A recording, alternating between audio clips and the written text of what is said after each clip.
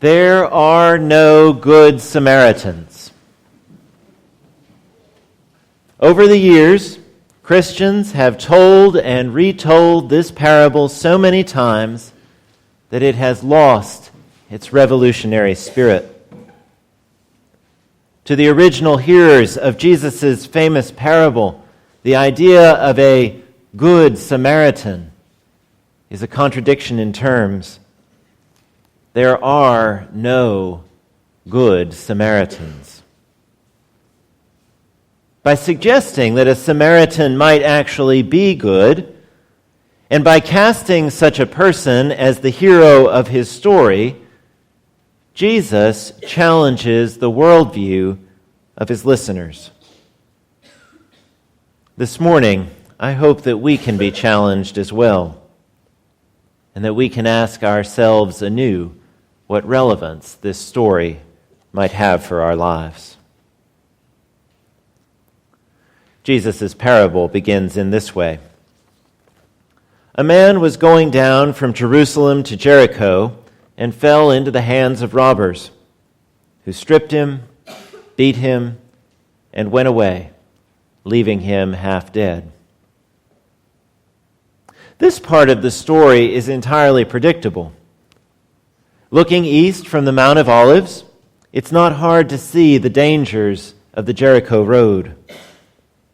The road slopes steeply down and winds its way through a barren desert all the way to the horizon. There are no villages, no signposts, no sources of water or assistance. A man who walks the Jericho road alone has chosen to make himself vulnerable. And no one should be surprised that he becomes the victim of violent crime. But the parable continues. Now, by chance, a priest was going down that road, and when he saw him, he passed by on the other side. So likewise a Levite, when he came to the place and saw him, he also passed by on the other side.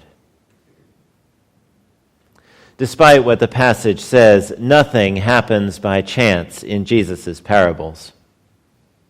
The priests are the Jewish leaders of the day, and the Levites handle all of the temple's logistics. Jesus selects his characters carefully and puts on this stage the two people whom everyone would expect to stop and help. Jesus' listeners, both then and now, are left to wonder why they don't.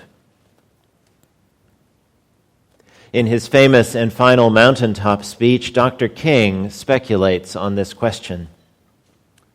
Perhaps the priest and the Levite were afraid that they too would be robbed if they stopped to help. Perhaps the man's blood would make them unclean, unable to lead the next day's religious services. Perhaps, Dr. King says, they were late for an important meeting to organize a Jericho Road Improvement Association, feeling that it was better to deal with the problem from its causal root rather than to get bogged down with its individual effects. Jesus offers no explanation as to why the priest and the Levite choose not to stop, but his original listeners would have noticed that the story is starting to unfold in an unexpected way. The parable continues. But a Samaritan, while traveling, came near him, and when he saw him, he was moved with pity. He went to him and bandaged his wounds, having poured oil and wine on them. Then he put him on his own animal and brought him to an inn and took care of him. Jews and Samaritans both regard themselves as the descendants of Abraham.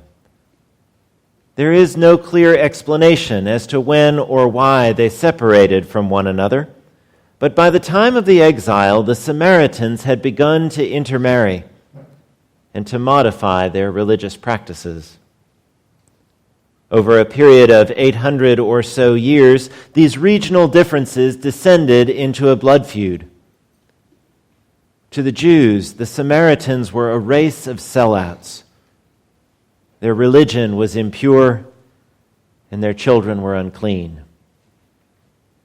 The narrator in St. John's Gospel puts it simply: Jews do not associate with Samaritans.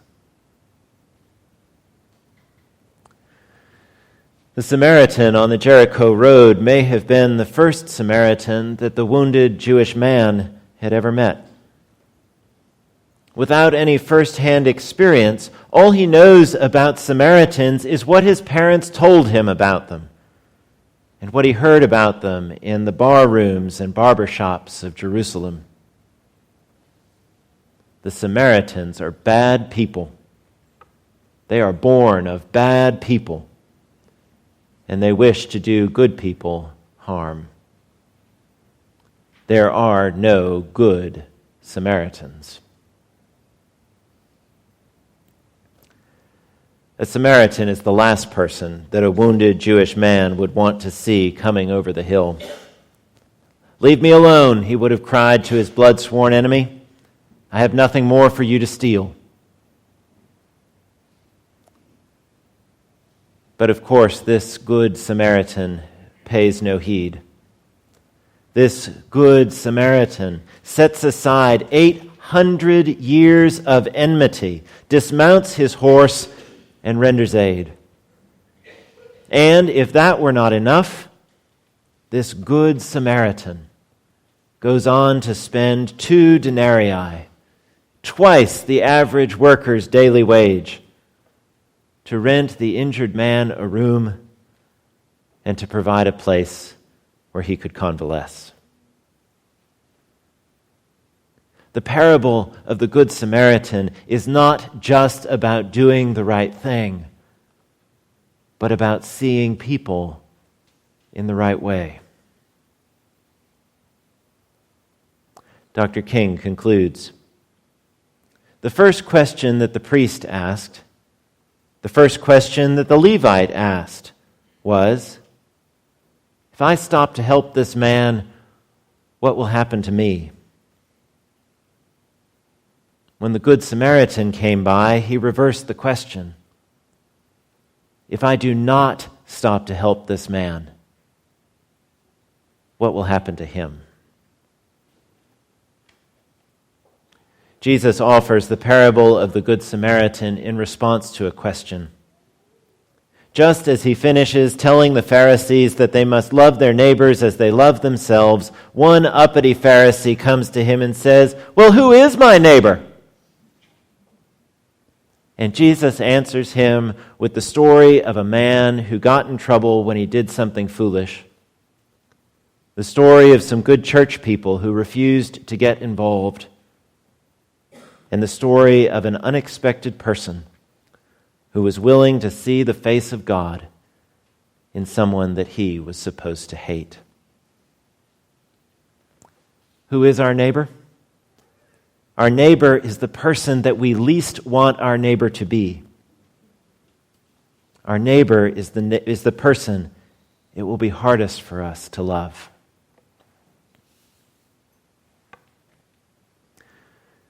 For just a moment, imagine yourself not as the helper in this story, but as the injured man. You're bleeding on the side of a dangerous road. No one knows that you're missing, and you have no way to call for help. Whom do you want to see coming over the hill? Whom do you not want to see? All of us would rather see someone familiar, someone who speaks our language, someone from our hometown. The injured man in Jesus' parable gets 2 of these people, and they let him down. And then the injured man gets a person whom he has been taught to hate.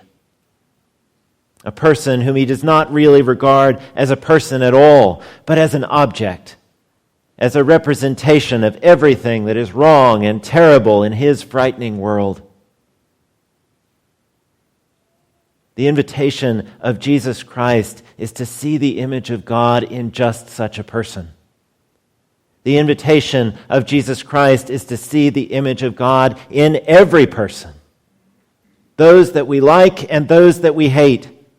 Those who are like us and those who are not. When the Good Samaritan recognizes the humanity that he shares with an injured Jewish man, he chooses to set aside his own prejudice. And in so doing, he shatters the prejudice of another. The question posed by the parable of the Good Samaritan is this: how can we do likewise? Amen.